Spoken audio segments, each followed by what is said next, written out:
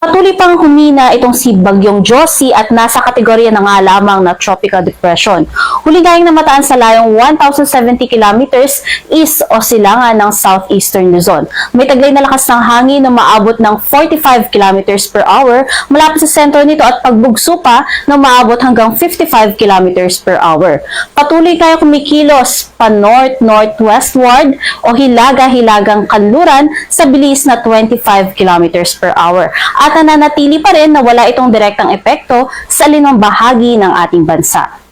Samantala, meron nga tayong isang bagong low pressure area na binabantayan sa labas ng ating Philippine Area of Responsibility. At huli nga yung namataan sa layong 820 kilometers kanluran nitong extreme northern Luzon. Sa ngayon ay medium chance na maging isang ganap na bagyo itong nasabing low pressure area at meron tayong nakikitang dalawang senaryo. Una, maaari itong maging isang ganap na bagyo sa loob ng 24 oras habang pumupunta sa may katimugang bahagi ng China at maaari nga na panandalian lamang yan at patuloy na humina.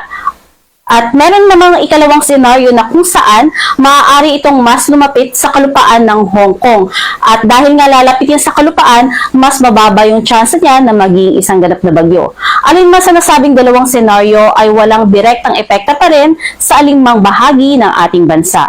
Samantalang habagat pa rin ang siyang umiiral dito sa may kanlurang bahagi ng Northern Luzon. Nagdadala nga yan ng katamtaman hanggang sa kung paminsan-minsan ay malalakas na mga pag-ulan.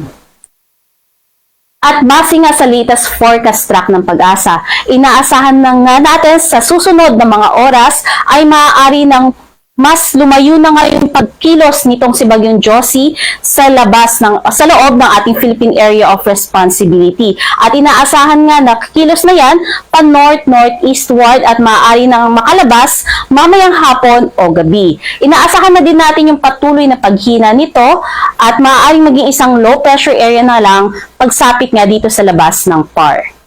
Nanatili pa rin na sa mga susunod na oras, wala ring magiging direktang epekto to sa alimang bahagi ng ating bansa.